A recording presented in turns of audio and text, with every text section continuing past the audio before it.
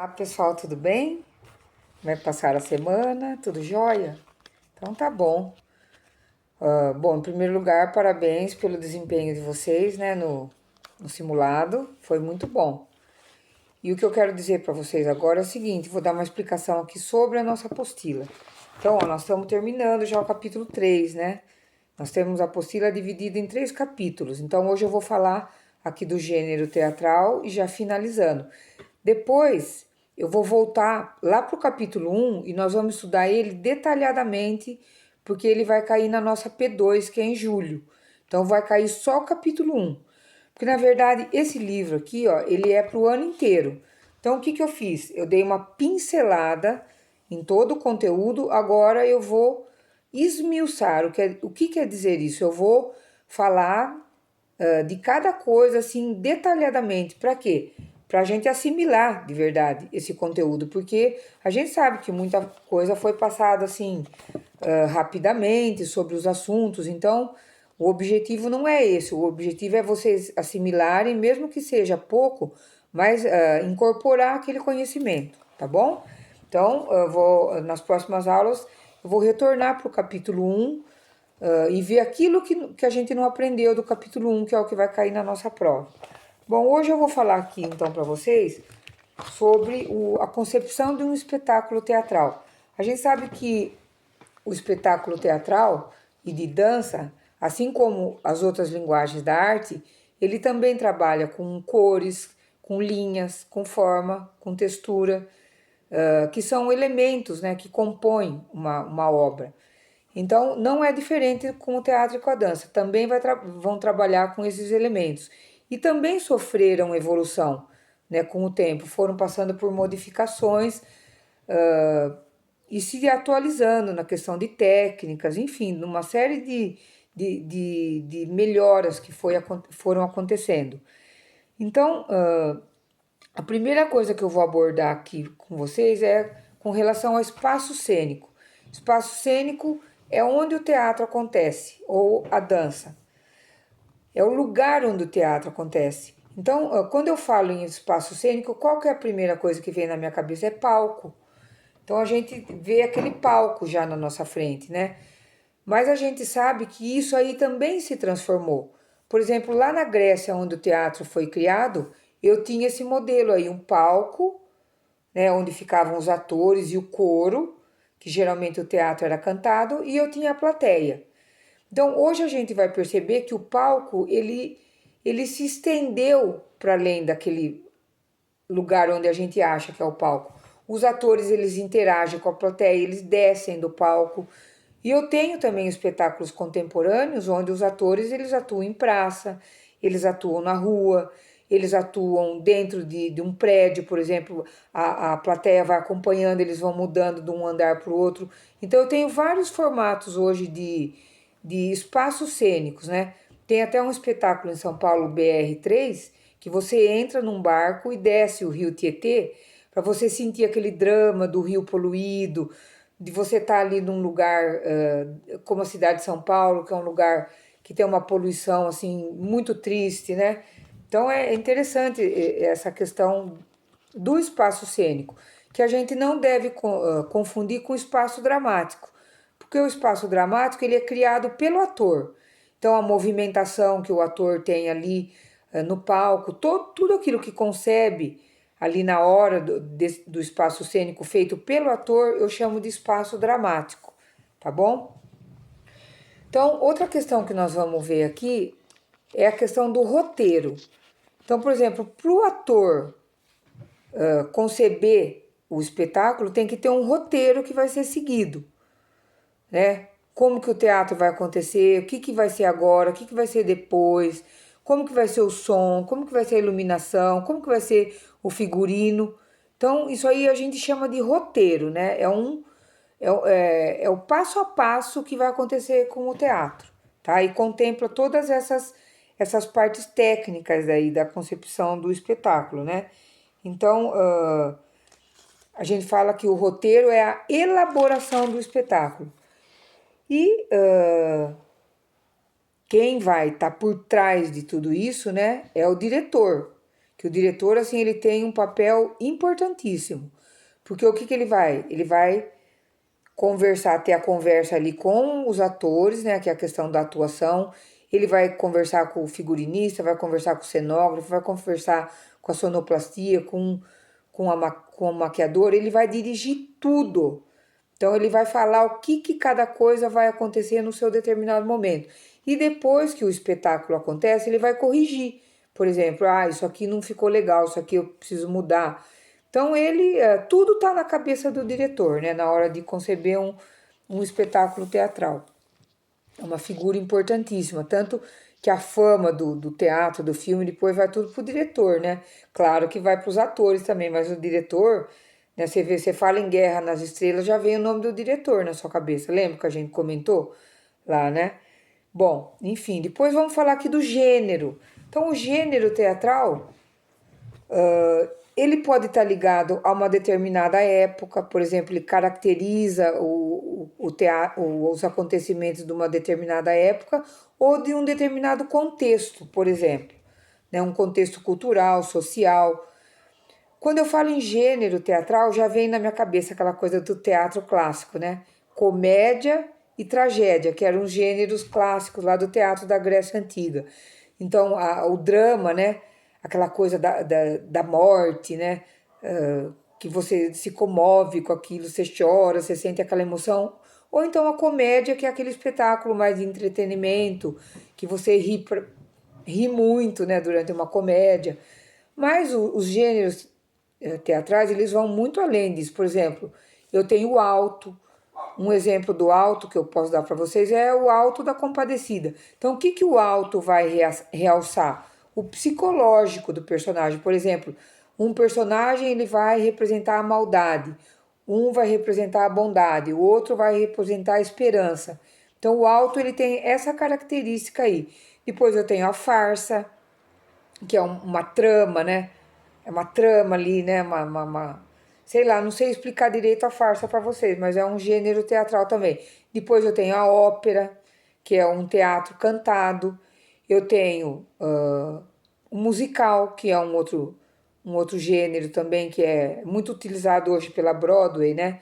Vem muito, vai pro mundo inteiro, eles montam aqueles musicais maravilhosos, né? Como Corcunda de Notre Dame, que teve em cartaz aí o ano passado no Brasil, que é uma coisa divina, assim, né? O gênero musical aí, dentro do teatro, tá bom?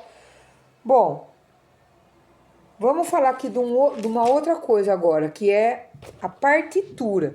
Então, quando você fala partitura, o que que vem na cabeça da gente? Partitura musical. Mas não é, é uma partitura para teatro. Então, por exemplo, cada ator, ele recebe o seu texto. Não falei do texto ainda. Cada ator ele recebe o seu texto. Então ele vai fazer marcações no texto. Agora eu preciso falar mais alto, agora eu preciso diminuir a voz, agora eu vou dar uma pausa. Então é uma coisa do ator. Então cada um vai ter a sua partitura própria. Então é o ator que faz em cima do seu texto teatral, tá bom? Bom, pessoal, eu não falei do texto, né? Vou falar do texto agora. Então, o texto, que é assim importantíssimo, acho que é o primeiro elemento, né, do teatro, ele é feito escrito pelo dramaturgo, mas o dramaturgo ele vai trabalhar é só a palavra que está ali no texto, né, com a pontuação, ponto, vírgula e tal, que deve ser lido e relido várias vezes pelos atores antes de fazer essa marcação aí, né, que é essa partitura. Então o texto assim ele é importantíssimo e ele também define o gênero, tá? Então, o que que eu falei para vocês? Falei do espaço cênico, falei do roteiro, da direção, da atuação, dos gêneros, da partitura e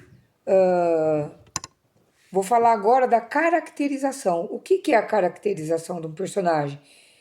A caracterização é assim, por exemplo, independente do figurino, desculpa, independente do figurino, por exemplo, eu já percebo que aquele personagem é um cara quieto, ele é um cara mais fechado. Então isso aí é o ator que vai fazer, é na atuação que eu vou perceber a caracterização do personagem.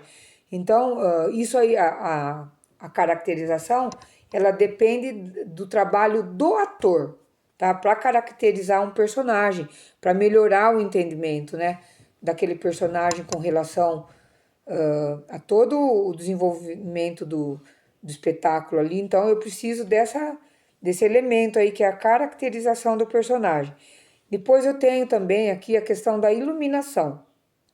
O que é a questão da iluminação? Esse profissional aí, ele não vai trabalhar como um eletricista, chegar ali e iluminar. Não, não é. Ele joga uma luz onde ele quer que a plateia direcione o olhar da plateia, ele esconde uma coisa, ele realça uma outra coisa, ele cria uma atmosfera, por exemplo, de tranquilidade ou de tensão, ele vai trabalhar com a emoção também. Esse artista, que é um iluminador, também é um artista que trabalha ali com a iluminação do ponto de vista da arte, né? E não apenas como um técnico de iluminação, né? Ele não, ele vai trabalhar com emoção, vai ajudar a acrescentar esses fatores aí na hora da concepção de um espetáculo. Depois eu tenho também, de muita importância, a sonoplastia, que é a questão sonora do espetáculo. Então, esse outro profissional aí, o sonoplasta, ele vai colocar música para dar mais emoção numa determinada hora do espetáculo, ele vai passar emoções através da música, né? Criar também atmosferas através da música. É importantíssima, né? Ele coloca a música alta, ele diminui, ele coloca um ruído ali para é uma coisa que não daria para fazer de outra maneira, né? Por exemplo, tá tudo dentro dessa parte aí da sonoplastia, né? Você ouvir um trovão, por exemplo, no meio do espetáculo. Então é tudo tá na mão aí desse sonoplasta, que é esse profissional. Depois, o que eu vou ter também aqui? O figurino. O figurino é uma coisa importantíssima, que vai caracterizar o personagem. Então, eu vejo lá que a mulher tá com chapéu de flor, eu sei já que vai acentuar o romantismo, por exemplo, né? Ou a figura ali aparece com traje mais desarrumado, também vai caracterizar o personagem. Então, figurino é importantíssimo na hora, né, do diretor conceber todo esse espetáculo, ele vai pensar nessa questão do figurino. Inclusive, a gente tem lugares lá em São Paulo que guardam figurinos de teatro, né? Tipo um museu do figurino, sabe? Eu não lembro agora o nome do espaço para falar para vocês, mas assim, eles têm aqueles figurinos do primeiro espetáculo que teve no Teatro Municipal, todo climatizado para manter aqueles figurinos, né, em bom estado de conservação. Então, é uma coisa importantíssima na hora de eu conceber também um espetáculo teatral. Depois eu tenho a questão da maquiagem. Quando eu falo em maquiagem, eu já lembro do rosto, né? Tudo bem. Então o maquiador ele vai acentuar, vai trabalhar com a beleza do rosto, ele vai esconder também um defeito, né? Por exemplo, que tem no rosto da pessoa. Mas a maquiagem, gente, ela se estende para o corpo inteiro. Eu não vou trabalhar só com o rosto, eu vou trabalhar com cabelo, vou trabalhar com mão, eu vou trabalhar com o corpo inteiro, tá? Daqui do fio de cabelo até o dedão do pé. Tá incluído também nessa questão da maquiagem aí, para caracterizar o personagem. E outra questão principal aqui é a questão do cenário, na cenografia. Então, esse profissional aí, o cenógrafo, ele, nossa, é importantíssimo na concepção de um espetáculo. Por exemplo, ele trabalha lá, faz aquele cenário de um bar, de uma rua, de um quarto, de um porão. Mas a luz também, ela, por exemplo, o cenário vai estar todo iluminado. Ou então ele vai apagar uma parte e a gente olha para outra parte, onde a luz está direcionada. Então, a cenografia, eles compõem com vários elementos e depois vão dando realce para cada lugar ali que foi composto pelo cenógrafo. O que a gente tem muito hoje também na cenografia é a questão da projeção. Por exemplo, ele projeta uma escada ali no cenário, você acha que a escada está ali, mas na verdade ele está trabalhando com projeção, né? Tá bom? Bom, agora eu vou falar para vocês de um artista lá também surrealista, que era dramaturgo surrealista, lá da época dos surrealistas, que a gente vem trabalhando já com essa ideia do surrealismo aí. A gente trabalhou o Arcimboldo, que era um pintor que trabalhava com surrealismo lá na Renascença, né? Inclusive, vou retomar essa questão da Renascença, que vocês erraram bastante, né, lá no simulado. Bom, enfim, depois a gente viu o Salvador Dalí, que fez aquele telefone lá com a lagosta, e o Eric Satie, que era um músico lá dessa época também. E eu vou ter o Antonin Artaud, passando um caminhão. O Antonin Artaud, ele também era um surrealista, gente. Ele era um dramaturgo surrealista, tanto que ele se associou lá ao André Breton, né, que foi um dos idealizadores do movimento lá surrealista, era um poeta. Então, o Artaud, ele achava assim que, por exemplo, o teatro devia trabalhar com respiração, com grito, com essa parte da corporal aí, da gestualidade, né? Então, ele foi assim um lunático ali para a época dele. E a gente sempre costuma falar que a arte imita a vida. Ele não achava isso, Artaud, que não tinha nada de arte imitar a vida. Ele achava, por exemplo, que os aspectos culturais, eles camuflavam a vida. Por exemplo, a dança típica, o artesanato, a comida típica, ele camufla a pessoa como ela é. E ele achava que o teatro, ele servia para desmistificar, para tirar essa roupagem aí das pessoas, né, que é a questão cultural. A cultura camufla o indivíduo como ele é. Então ele achava que o teatro, ele limpava, ele tirava essa cortina aí, que ele achava que a cultura era uma cortina na frente das pessoas, né? Então era uma visão totalmente exótica para a época dele ali. E ele também, ele achava que lá naquela época, imaginem como isso foi chocante. Ele achava que os atores, eles deviam interagir com a plateia também, que é uma coisa atualíssima, né? Hoje no teatro contemporâneo, a gente vê muito isso, essa mistura de ator, de plateia. Você vai lá no teatro, lá do José Celso Martinez, lá né, no espaço teatral dele ali, você tem o quê? Você não tem plateia, né? Do jeito que a gente está acostumado, ali com cadeiras, você tem andaimes, a plateia chega, ela sobe naquele andaime, tem hora que a plateia desce pro andaime e os atores vão pro andaime, então vai trocando de lugar, assim. Então, isso aí vem lá de trás, do Artaud já, né? Então, interessante a gente conhecer esse personagem aí, né, do mundo teatral. Então, ele foi muito. A pessoa dele era muito exótica e muito conturbada, tanto que ele foi internado várias vezes, ele abusou do uso de remédios, né? Então tem uma história polêmica, assim, né? Uma história desse dramaturgo aí, Antonin Artaud. E eu quero que vocês façam uma pesquisa sobre ele. Assim como vocês fizeram lá do Eric Satie, quero que vocês façam uma pesquisa sucinta, né? Quando nasceu, como que era o trabalho dele, aí para vocês se aprofundarem um pouquinho na vida desse importante dramaturgo aí lá do começo do século XX, né? Um dramaturgo surrealista, tá bom? Bom, dessa maneira eu já vou encerrando, então já falei muito, né, gente? E hoje mesmo aqui na live a gente vai tratar desse assunto aí, vou falar mais especificamente com vocês, tá bom? Mais tarde aí, tá joia? Então, dessa maneira, desejo uma ótima semana para vocês, né? Com muita proteção. E um grande abraço e um beijo grande para todos, meus queridos. Tchau, tchau.